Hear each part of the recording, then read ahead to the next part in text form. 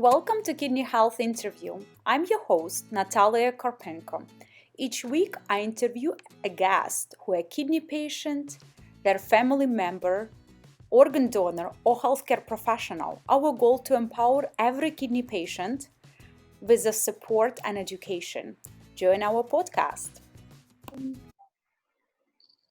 Hello, everyone. This is Natalia with RenalMate. I'm the director of the coaching program at RenalMate. And today we're on the podcast with Elizabeth. Hi, Elizabeth. Hi, guys. Elizabeth, she's a recent transplant recipient, and she's incredibly ambitious, working on her fitness life goals after she received her transplant. So today's conversation will be about Elizabeth's journey, getting diagnosed with kidney disease, receiving kidney transplant, and also her recovery success. So welcome, Elizabeth. Thank you. Elizabeth, could you just briefly introduce before we dive deeper? Yeah, sure thing. My name is Elizabeth Whitley, and I'm 38. I was 37 when I was diagnosed. I found out about a week before my birthday. I have been healthy my whole life. I live in Texas, and I'm very active. I work out pretty consistently and have my whole life. I don't drink, I don't smoke, I don't do drugs. So my diagnosis was a complete shock to me. I basically was tired for a couple of years, and that was my only symptom. And I went in, for some reason, I had to take an antibiotic, and it gave me pancreatitis. And when they did the ultrasound, they found a shriveled kidney that was functioning at 20%. Wow, what a shock. It was a shock. I mean, and this is like most people, a lot of people find out this way just randomly, or they're in the ER getting emergency dialysis, and they're like, what just hit me? It's like running into a brick wall. Yeah, that's absolutely traumatizing experience. Not expecting.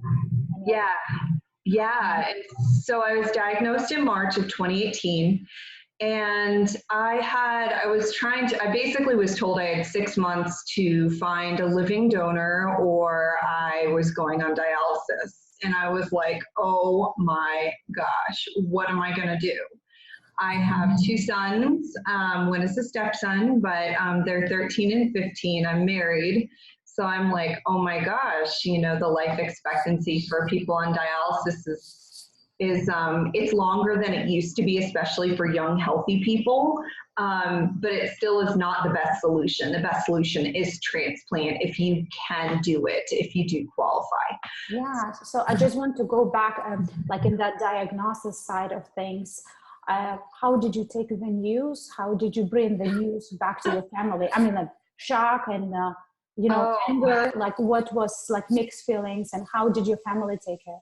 Yeah, well, at first I found out, and I was in downtown Austin. I live in a suburb, which is about 40 minutes from my nephrologist office. And I was by myself. My husband was traveling.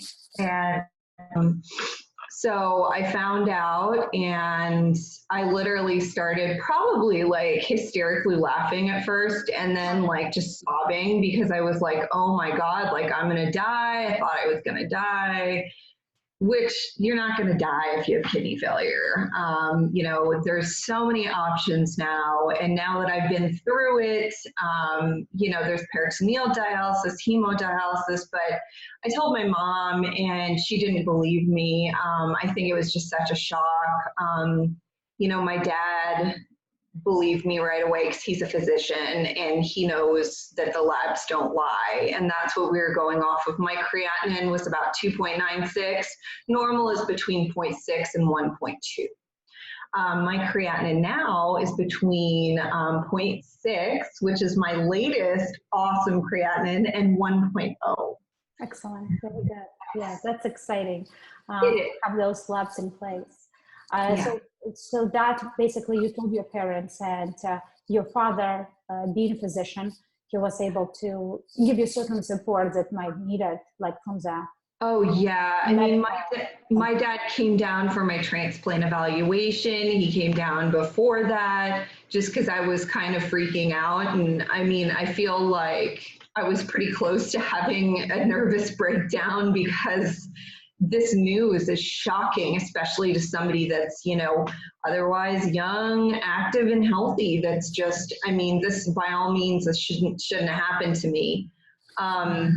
Unfortunately, we don't know what caused my kidney dysfunction. I did very expensive genetic testing called exome sequencing, and they tested for 59 variants. None of them popped. So my kidney disease is what's called idiopathic. We don't know what caused it. And that sometimes makes me angry, but I would say most of the time I've accepted it because it's just part of my story. And I feel, this is crazy that I'm saying this, but I feel like this happened for a reason. I don't know what that is, but I feel like maybe I was supposed to help other people, or I was supposed to learn something.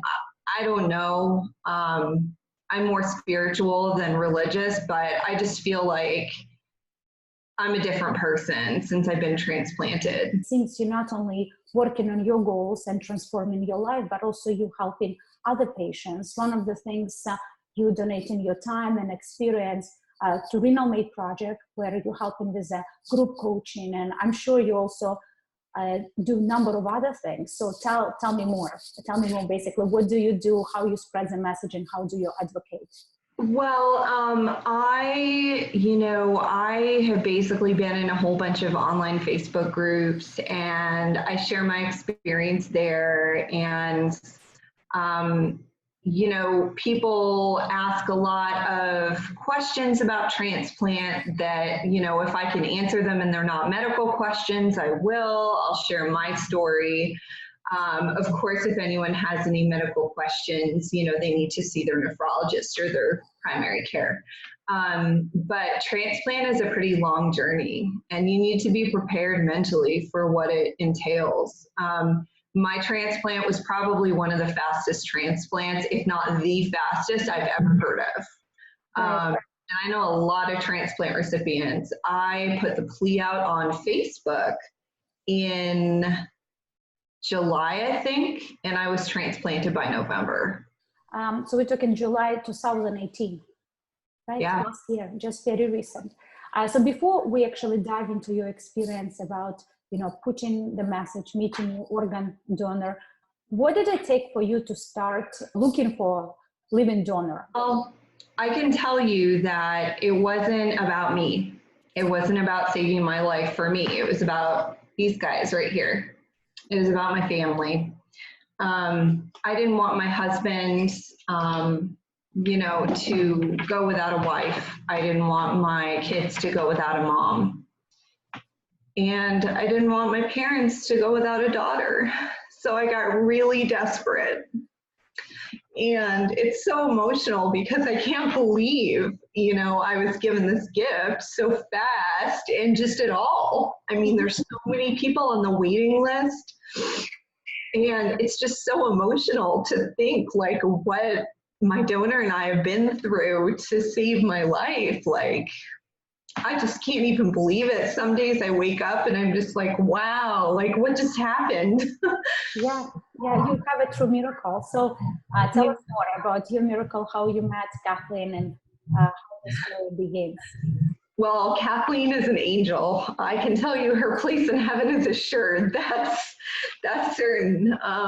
She is just an amazing person. So what happened was she saw my plea on Facebook, basically asking a stranger to either share my post or consider donating to me. And Kathleen also has a son that's 13.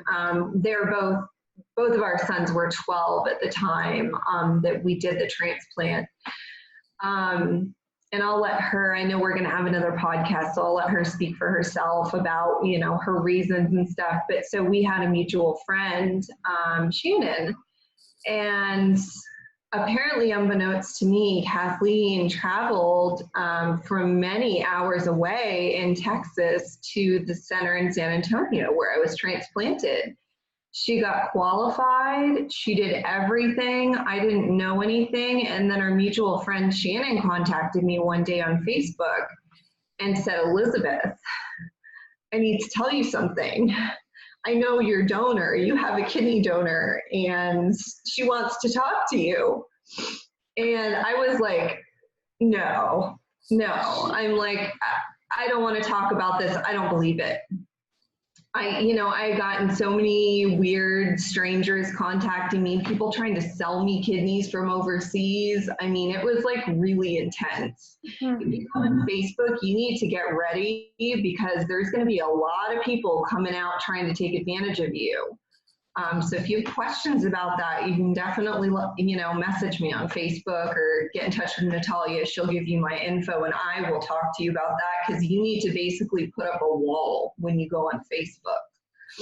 So my friend Shannon basically gave me Kathleen's number, told me a little bit about her. And I said, well, when should I call her? I felt so nervous. It was like I was going on a first date or something. Like, how do you call the woman that's going to save your life with a life-saving organ that you've never done before? Like, how do you do that? So I just picked up the phone and I called and I just started crying. And she's like, don't cry.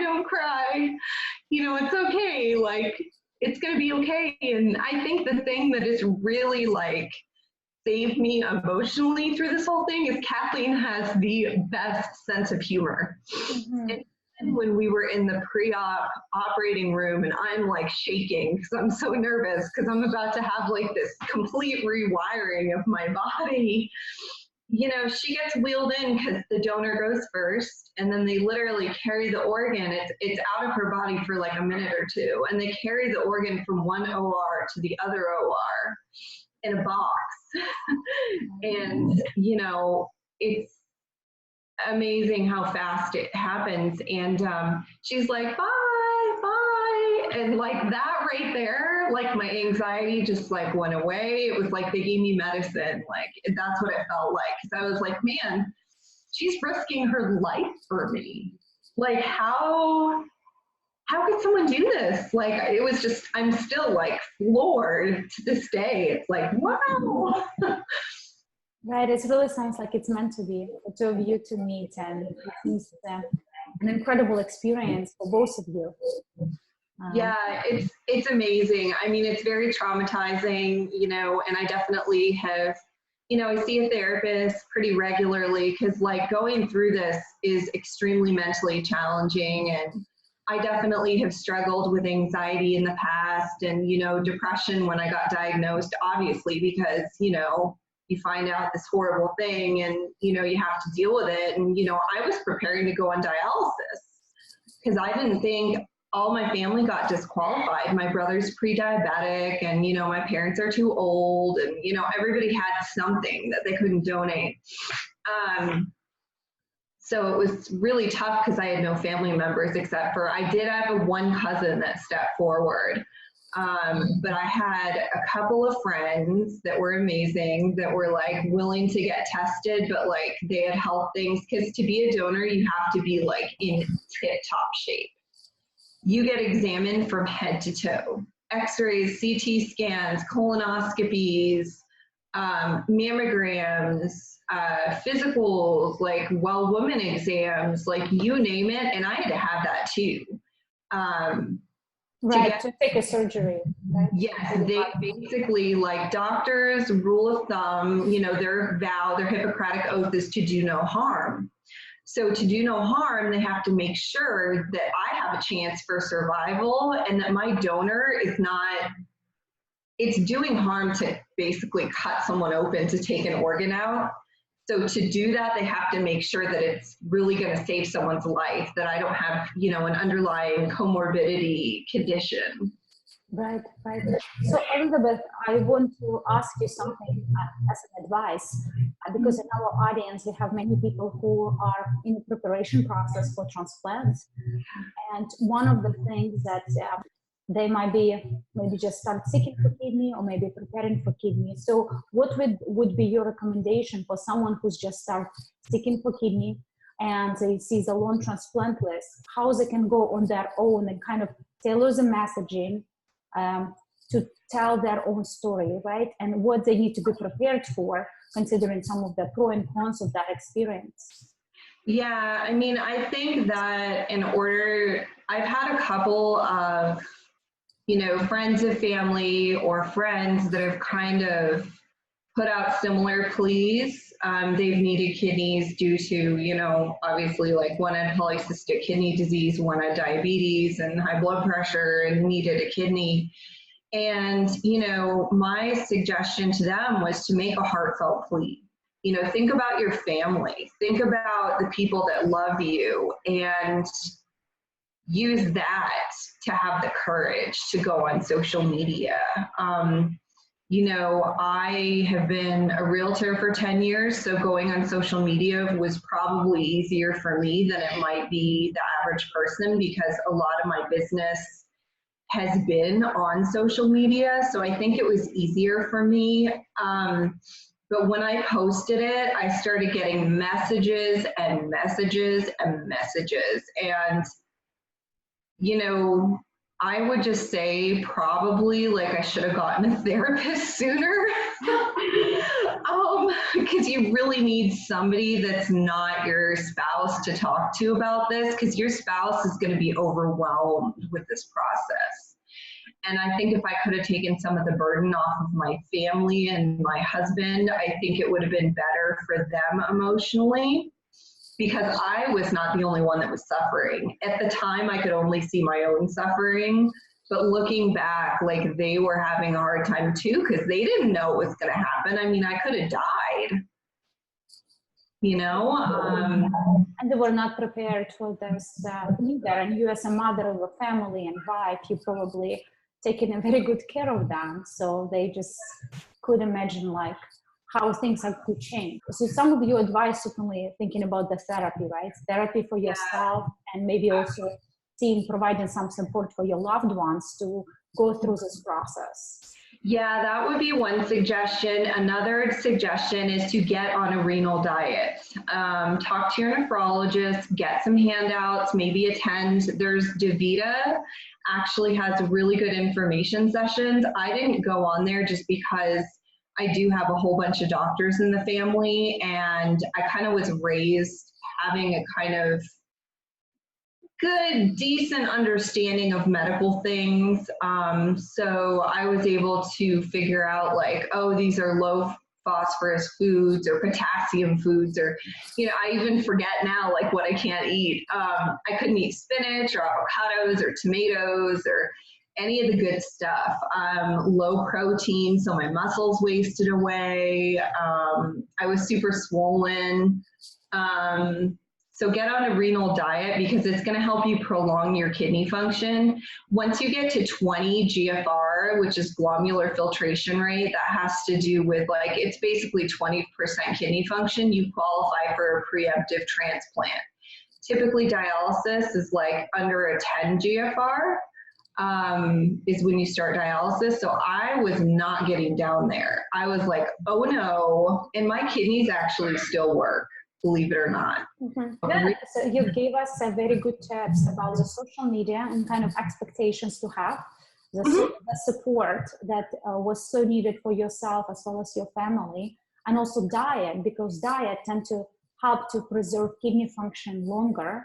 And that is very important because it's like directly corresponds to your labs, so you can get a very good feedback. Yes, and the other thing that I would say that really speeded my case along was my compliance with my doctors. They told me to Good job. Yeah, and I am like miscompliant. Like they told me to get labs, it is done.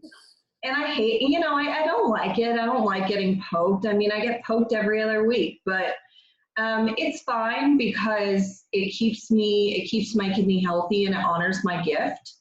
And that's the most important thing, is if I have to get labs every, week, I will do it, because this kidney saved my life. Absolutely.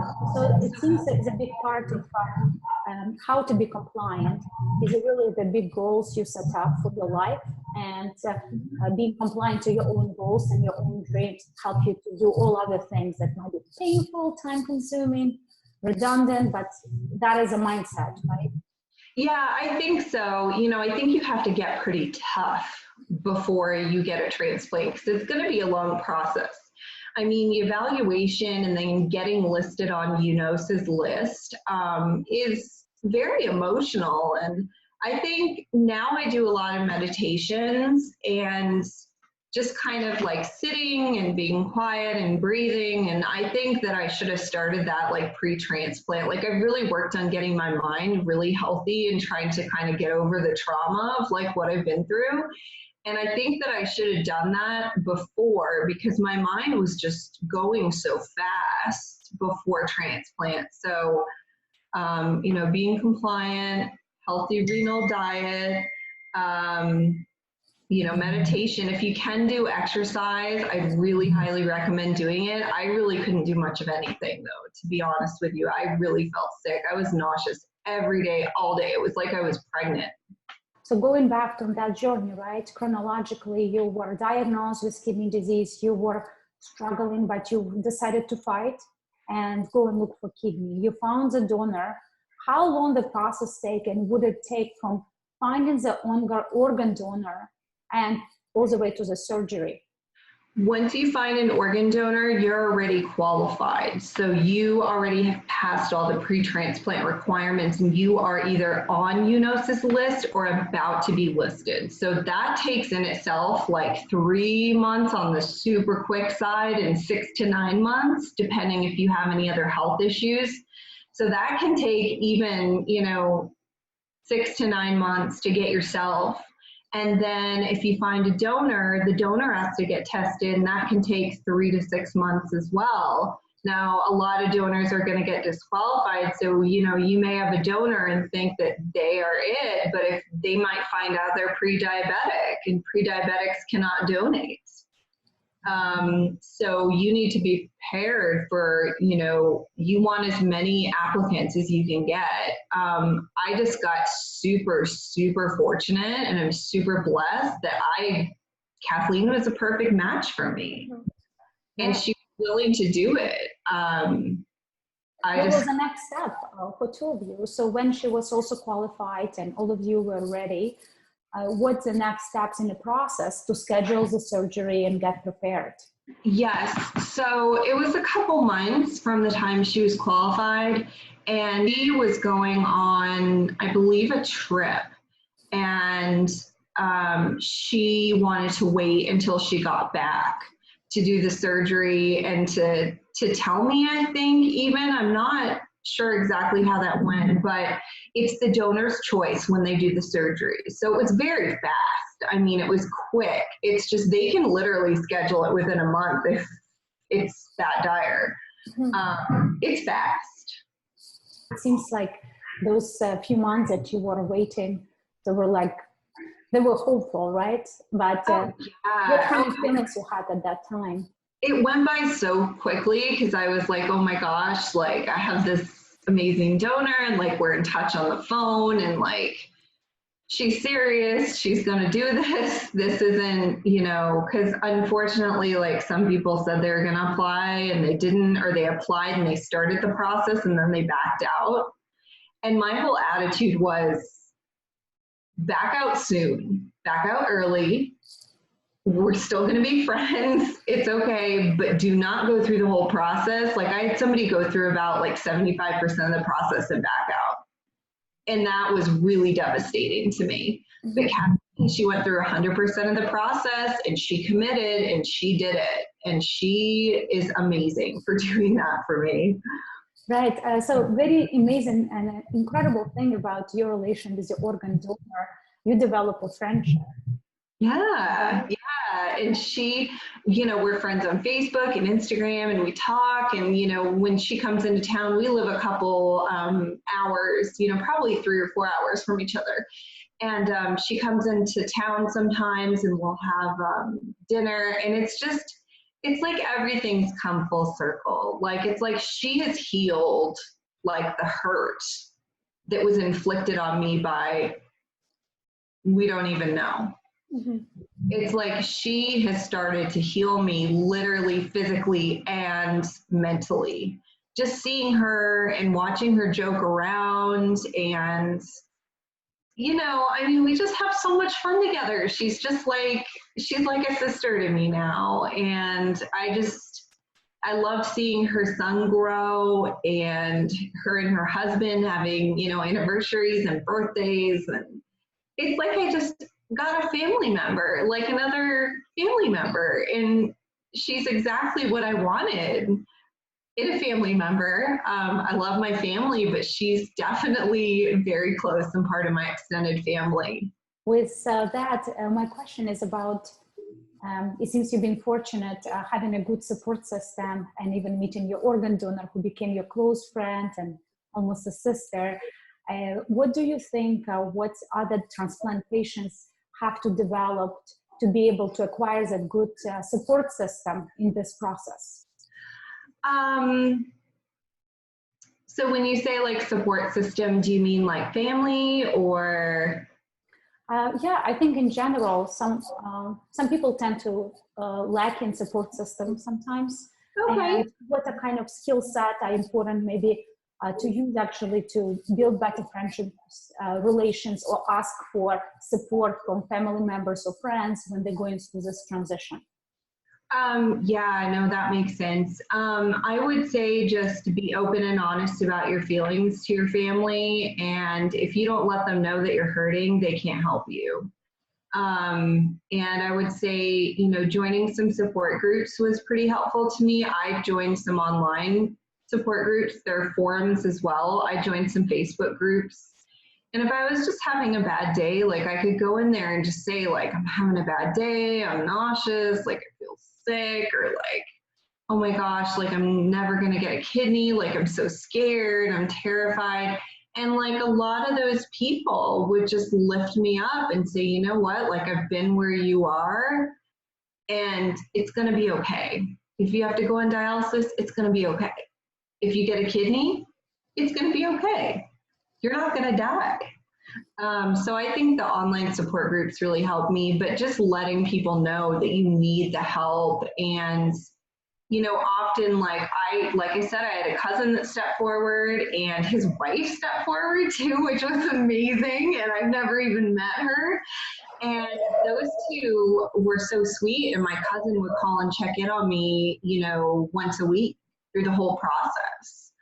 And he just became my support system, and we really never talked before that. And he was amazing. So, hey Chip, he's awesome.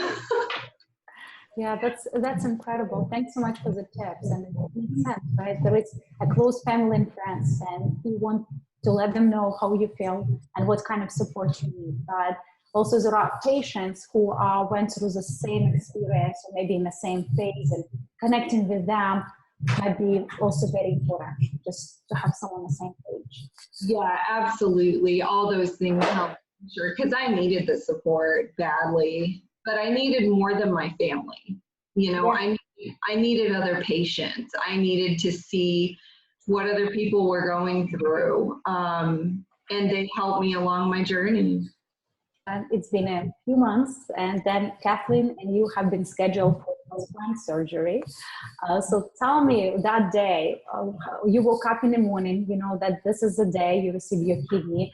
How did it start and how did it continue? How did you, went to the surgery, and when you wake up, what were your emotions and feelings? I woke up and I was pretty nervous, but I was also like super excited. Like I felt like it was kind of like Christmas, which is crazy because it's like not a good situation to be in, needing a life-saving organ. But like knowing that somebody's going to give you one is like Christmas morning. You feel so special and so lucky and so blessed. So we got up and it was super early. It was like 4:30. We had to be there later than Kathleen, but I think we had to be there at like 5:45, but I was there at like 4:30 because I just couldn't. So we all waited together, Kathleen and her husband, Michael, and my husband and my dad. My dad was there and my husband. And we were all just kind of cracking jokes and having fun. And they called Kathleen back first. And you know, I was just like anxious. I was like, when are they going to let me back there with her? Like, I want to go back with her. And So I went back, and the nurses and doctors were really nice. And I told them I was really nervous. And, I had met with the surgeon the day before, and he told me like I would have, a 6 to 8 inch incision diagonal underneath my kind of belly button on my right quadrant of my abdomen. And he said, I'll wake up and I won't be in any pain. He said that he was going to give me some long-lasting injectable anesthetic in the area because it's pretty invasive. The kidney actually goes underneath the muscle in your abdomen. So it's not like it's up where your normal kidneys are. And then the surgery, I think, took a little longer than expected, which kind of when I woke up freaked me out a little bit, but I was pretty out of it. I was pretty drugged up, and, I was like, oh my gosh, I made it.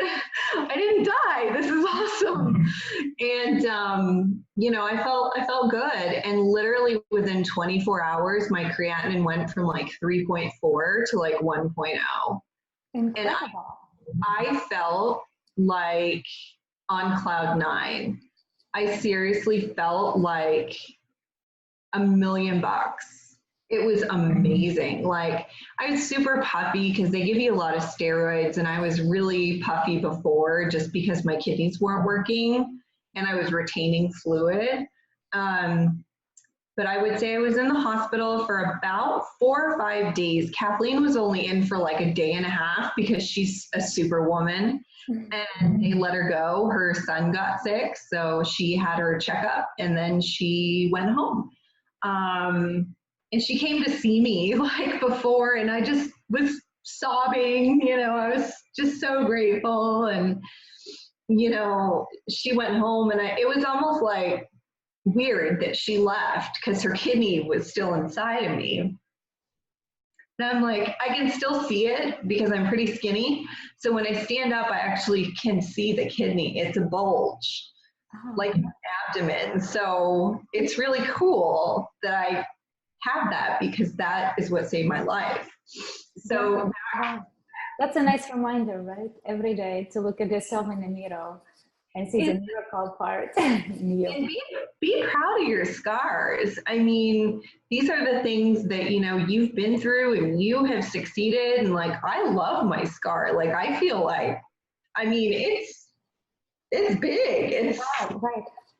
It's cool. Like, I show it off. Like, if doctors want to see it, I'm like, let's see my scar.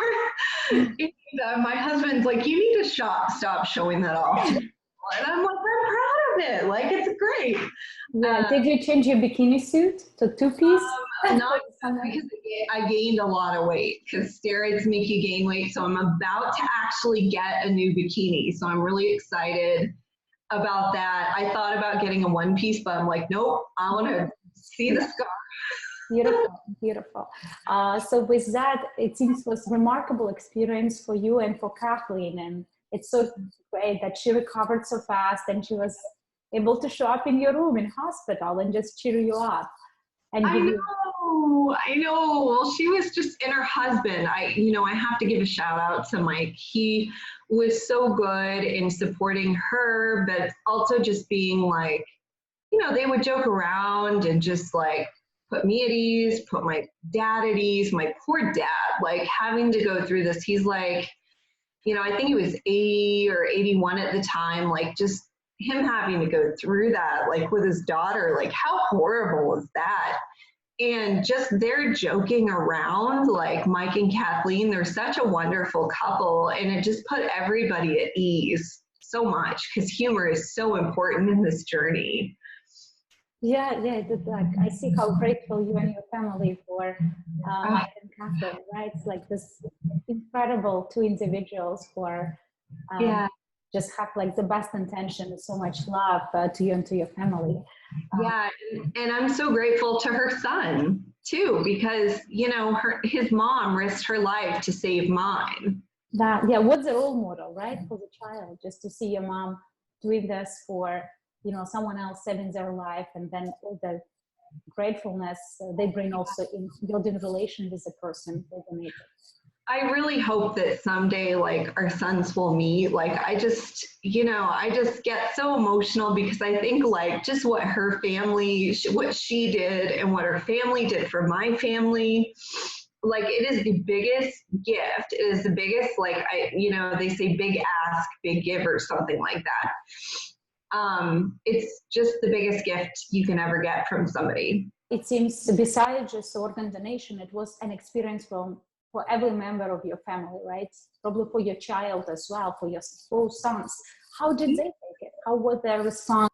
Well, I kind of downplayed it for my son, like first that like I wasn't like, oh, I'm in kidney failure, like I could die. Like I didn't say that. My son was 12, so I still felt that he was pretty innocent and I wanted to preserve his innocence as long as I could.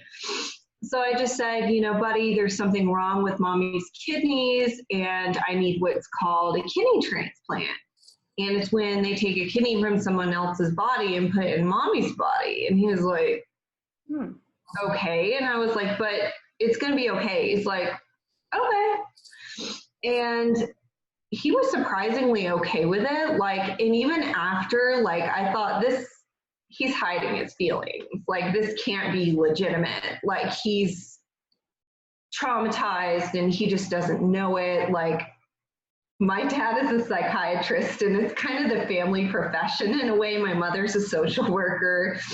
And I'm like, there's no way this kid is okay with it. There's just no way. But, afterwards we talked about it. And,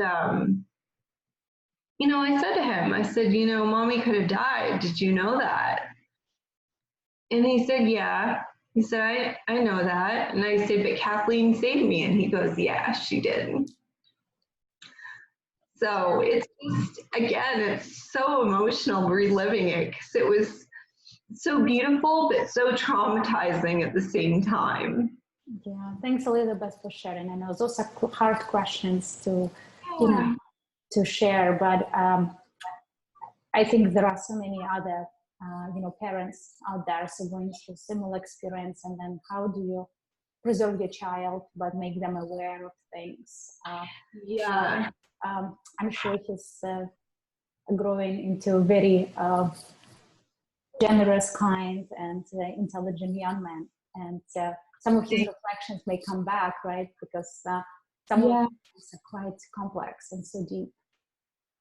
Yeah, he's a great kid. He gets straight A's. I mean, school is his priority. That's what we say is school is your work and that's your job. And he just excels. I mean, even when I was sick and getting transplanted, his father watched him. And he was great too. And, he called and I talked to my son the day after I had the surgery. And he's like, hey, how's it going? I'm like, good. He's like, did you have a surgery? I'm like, yeah, I'm good. And he's like, oh, good. So it requires a lot of maturity and responsibility, right? The child that in the family when things happens and mother not there to play the role of helping him out on his homework and his discipline, and he basically was able just to do the best work he possibly can, make his mom happy.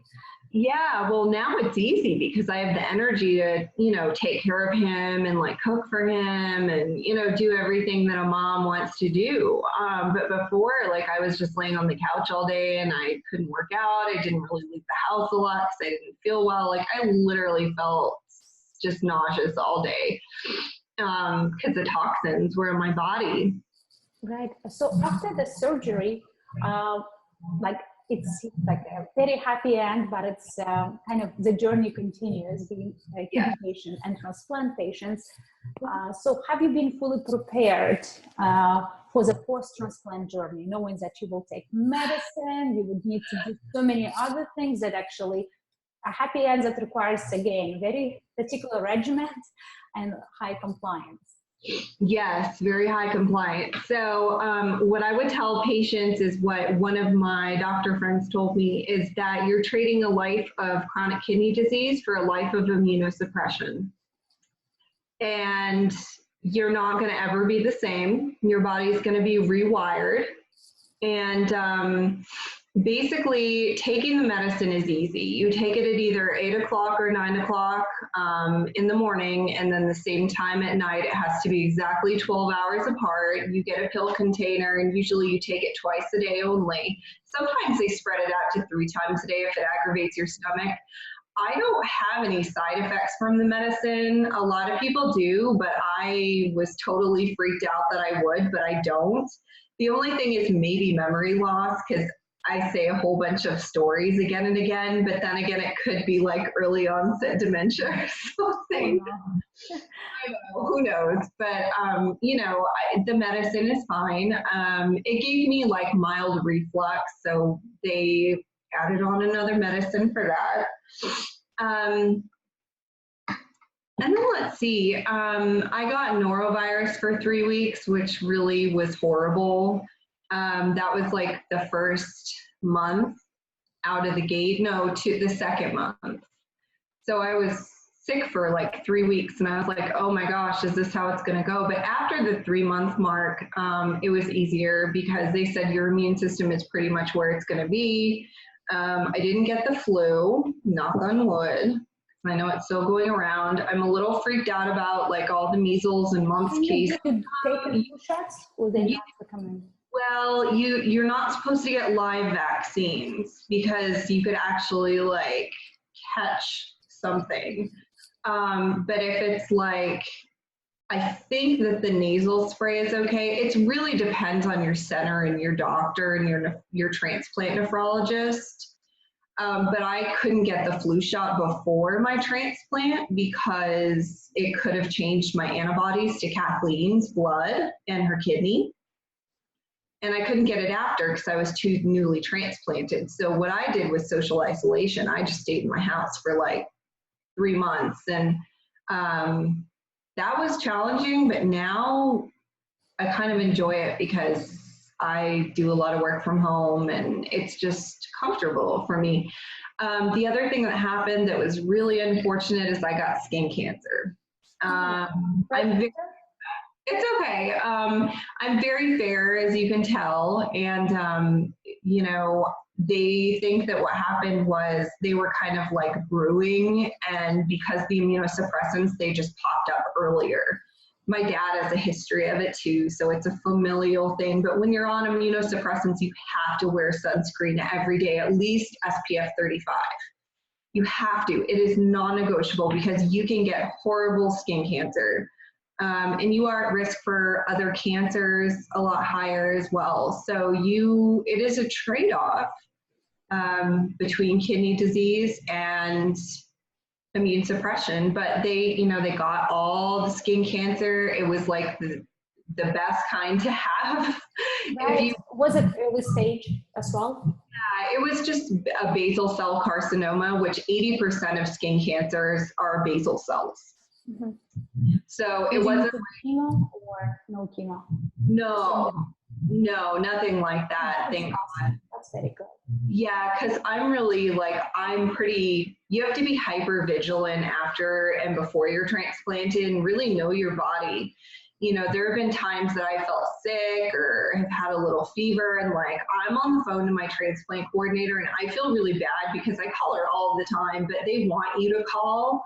They want that kidney to stay in your body. Like I forgot to take my medicine, like I hit snooze on my phone alarm, and I forgot to take my medicine by like an hour and 15 minutes the other night, and I was like, oh my God. No, this is like bad. And she's like, well, it's not ideal, but like, you're going to be okay. Like it was a one-time thing. And, I'm like, well, I'm never doing that again. But, it definitely, your life is different after kidney transplant, but I would say there's a lot more good than bad. Right. There's a lot of doctor's appointments.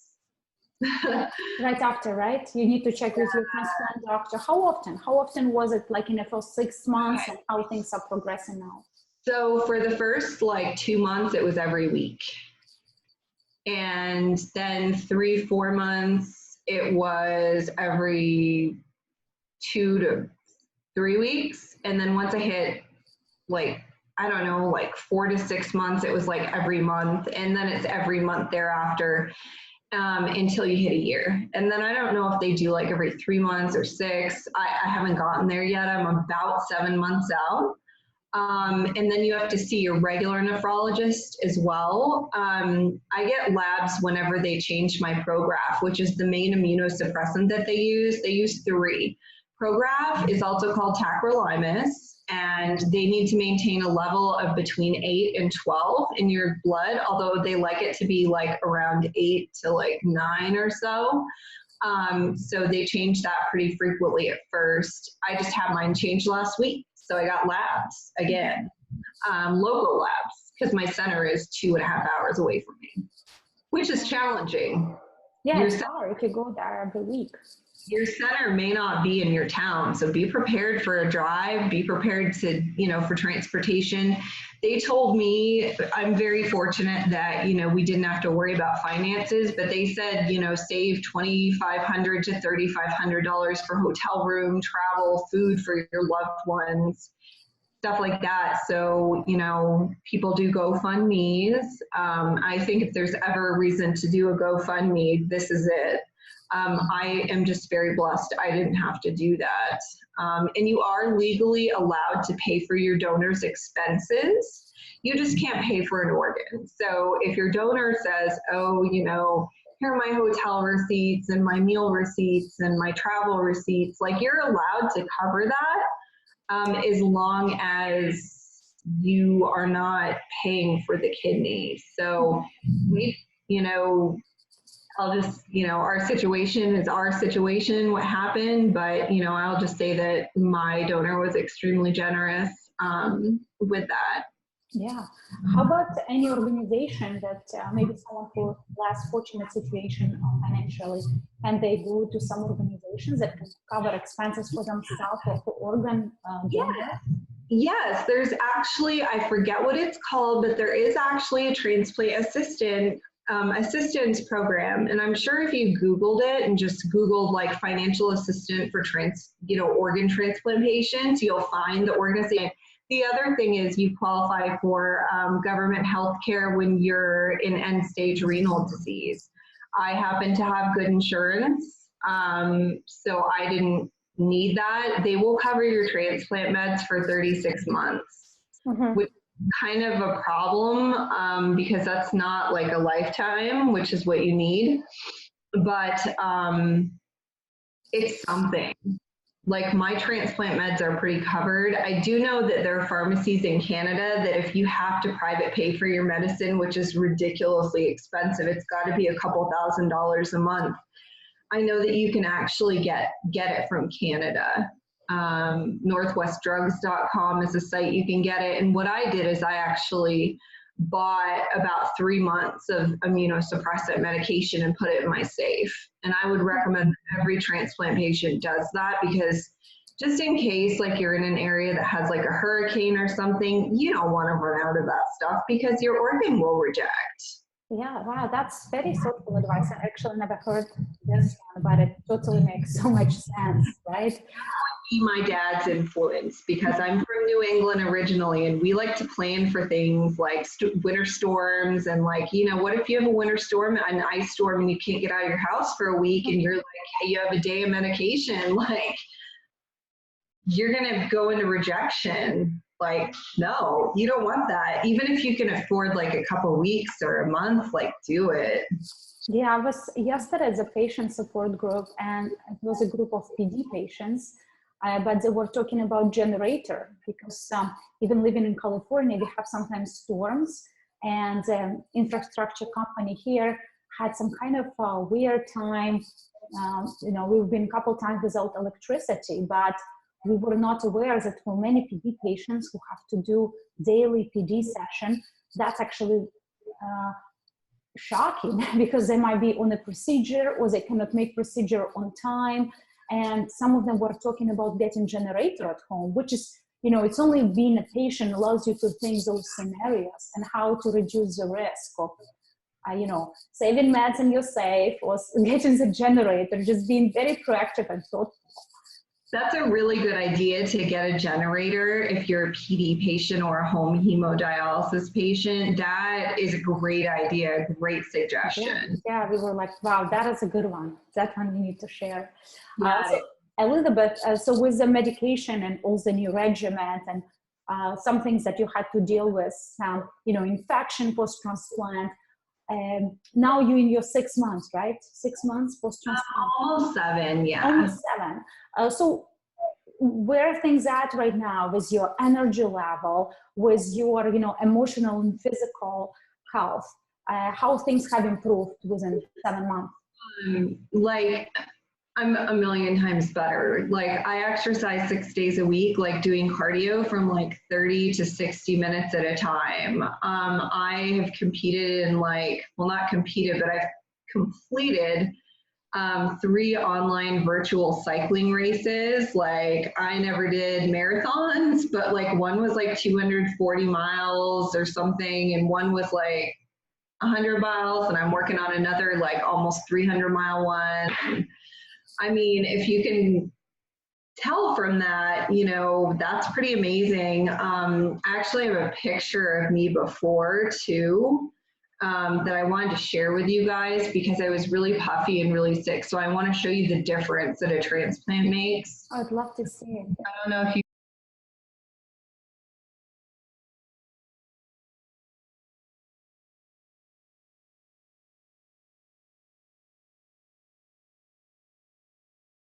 I was just sick. You can see the difference. But I wanted to share that before we finished. But maybe you'll my send us energy picture level is and post it awesome. separately. But I still certainly take see naps like a good amount of the time. But I think that's because we have a new puppy and she keeps me up.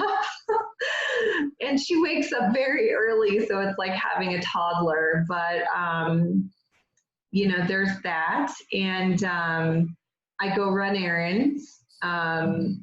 I don't do a lot of crowded places. I don't like that. And if I go to the doctor's, I do wear a face mask.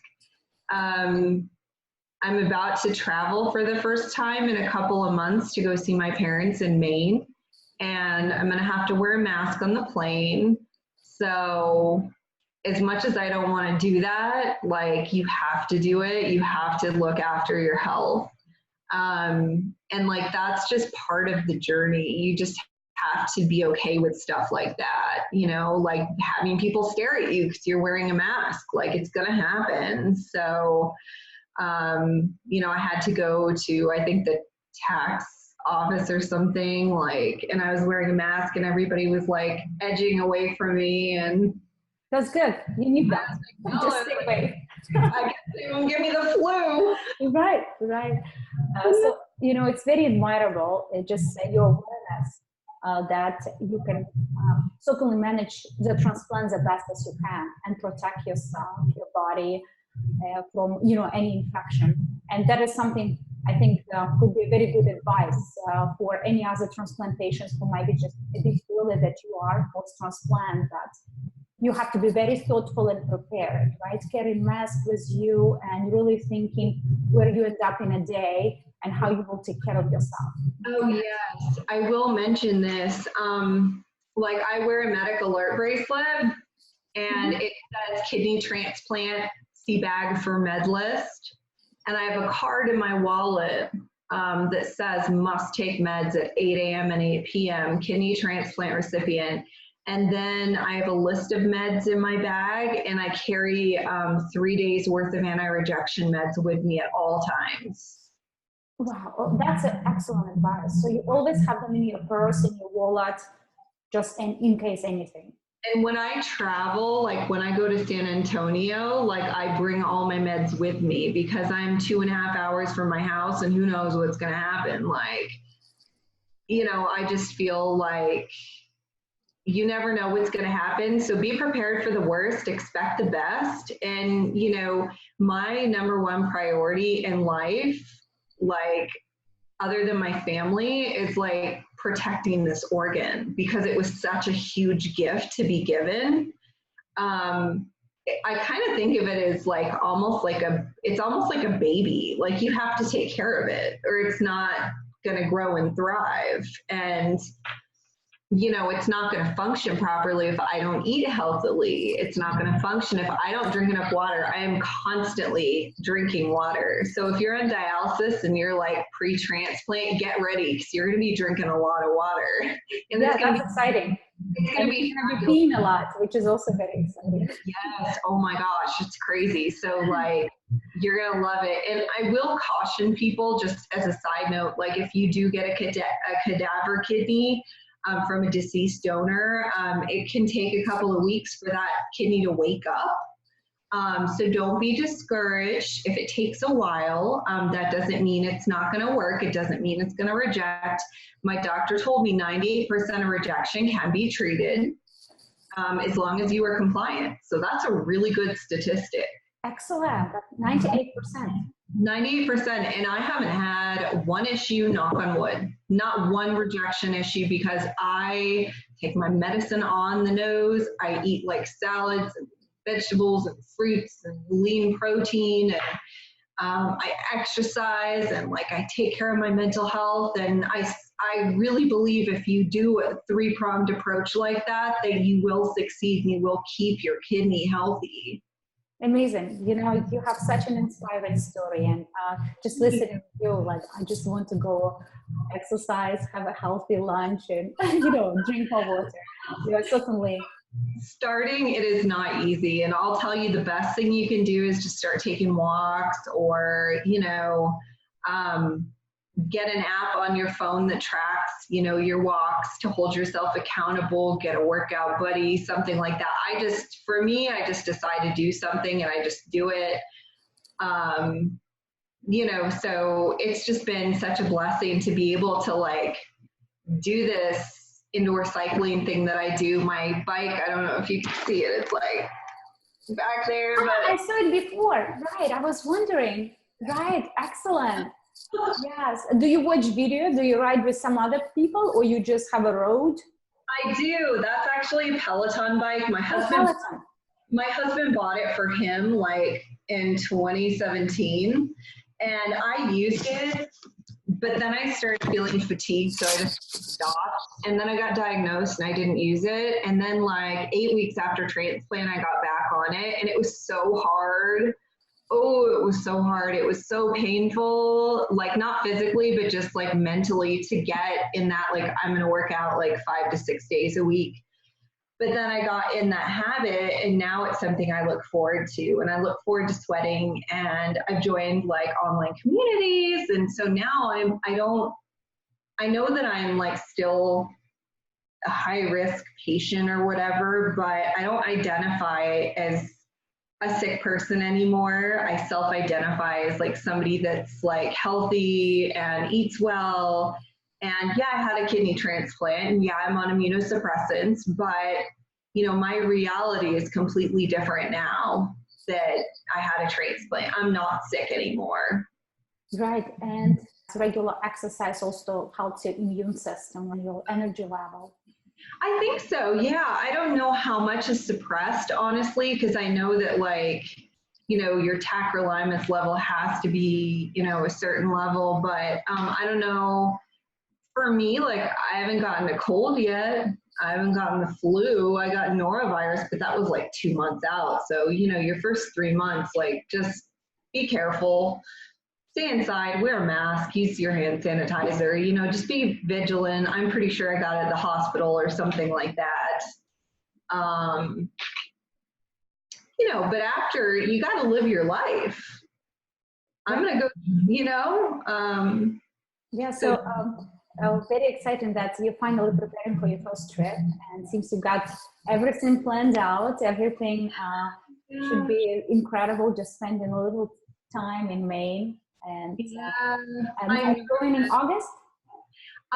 We're not sure yet. I just made the decision to go the other day, and so my son really wanted to go. At first I was going to go by myself, which is kind of crazy because I'm really anxious about traveling, but I was like, I'm going to go. I'm going to see my parents because I love them. And then my son said, I really want to go. I want to see Nana and Pop-Pop. And I said, all right, you can come with me. And then my husband might go too. So we're just trying to sort out logistics with our dogs and we're headed up there as a family.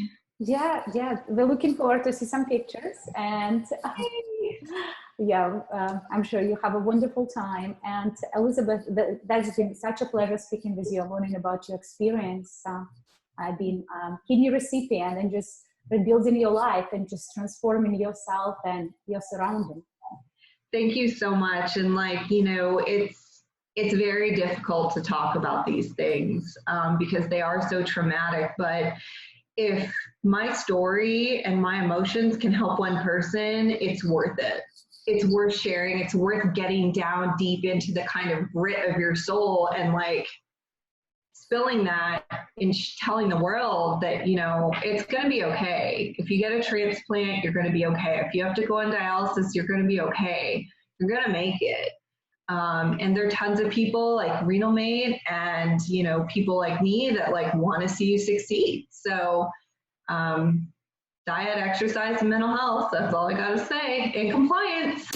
Thank you for listening to our podcast. Follow us on Instagram, RenalMate, and visit our website, RenalMate.com.